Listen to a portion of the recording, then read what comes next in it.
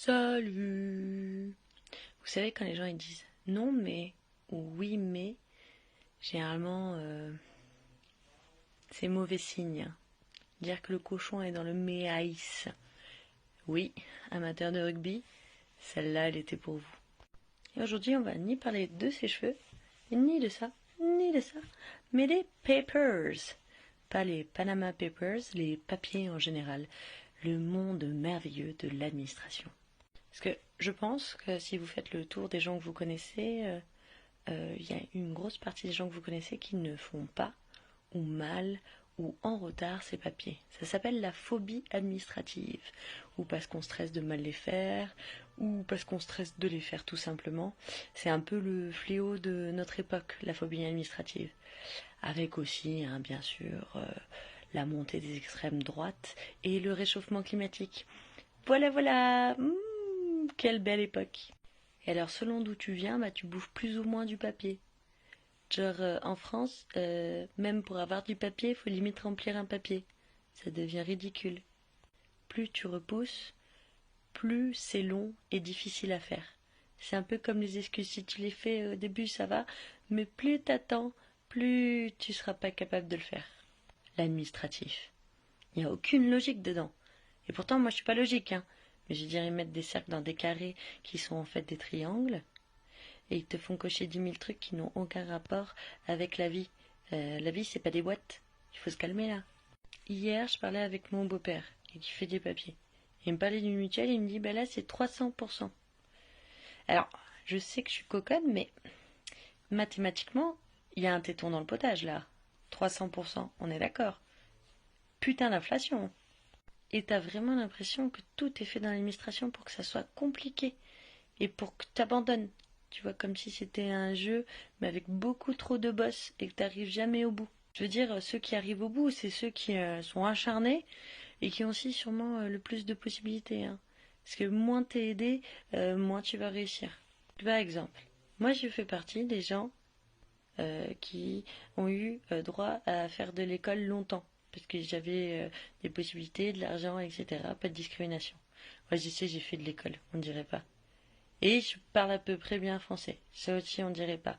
Mais a priori, je coche les cases. Ah, encore des cases. Et ben moi, je comprends rien. Alors je me dis que des gens qui sont encore moins privilégiés, mais c'est encore plus la misère, quoi. Parce qu'en gros, finalement, pour faire bien ses papiers, il faut être un riche qui limite à des gens qui le font pour toi, etc. Mais a priori, les papiers, c'est des fois pour donner des aides. Si on les donne aux riches, c'est un peu dommage, puisqu'ils n'en ont pas besoin, eux. Parce qu'on dit toujours, oui, les pauvres, ils veulent la sécurité sociale, tout ça. Mais ils n'ont pas le temps non plus. Tu crois vraiment que c'est plus facile d'aller voler dans un supermarché que d'aller voler la sécu, hein? Fatigant, ça. Et puis alors, quand les riches, ils volent des millions d'argent, on dit rien. Alors que bon, finalement, une carte Pokémon au supermarché, est-ce que c'est si grave? J'ai pas dit que j'ai volé une carte Pokémon. En plus, de toute façon, pour remplir les papiers, bah, il faut avoir du temps. Parce que ça prend du temps à remplir, donc du temps dans ton espace mental. Si t'as des enfants, si tu as des boulots de dingue, t'as pas le temps de faire ce genre de papier. Puis alors il faut une imprimante, ou alors tout est sur internet, maintenant le monde du numérique, mais tout le monde n'a pas un ordinateur ou des trucs comme ça. Donc c'est un peu genre, oui on est moderne, mais on est tellement moderne qu'on n'aide pas ceux qui le sont pas. Tu te débrouilles, rien à foutre. Et je vais faire un tic-tac pour expliquer la nouvelle façon de faire des papiers. Et donc finalement, ce truc, c'est étouffant, c'est kafkaïen. Lisez le procès, on en parlera après. Donc on est un peu chacun et chacune sous l'injonction de ces codes, ces normes administratives. Jusqu'au bout des ongles, jusqu'au bout de l'océan, on est fiché. Fiché, fiche, anglicisme.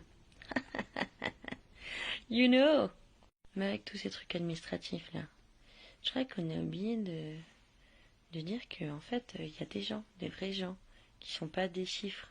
Il y a des gens derrière tous ces codes, des gens avec des vies, des pensées, des émotions, des histoires. Et tu peux pas juste les rentrer dans des codes. C'est pas possible. Ils sont trop importants, les gens. Donc finalement, c'est devenu presque une nouvelle torture, l'administratif. Le calvaire de l'administratif. Le pire, c'est pas le calvaire de l'administratif. C'est le génocide de ne pas avoir de papier. Ah oui, on en parle des sans-papiers. Mais ces personnes qui sont sans reconnaissance mais pas sans existence. Ose penser, pour les oublier de ce système qui broie, dedans et dehors. On n'est pas seulement l'étendue de ce qui est noté sur nous, de ce qui est dit sur nous par d'autres personnes. Au-delà des cases, des étiquettes, des lettres.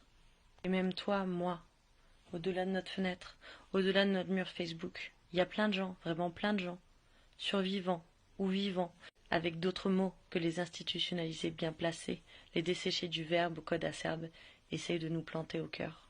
Et arrêtez de nous demander si on est un homme ou une femme. Qui n'a foutre?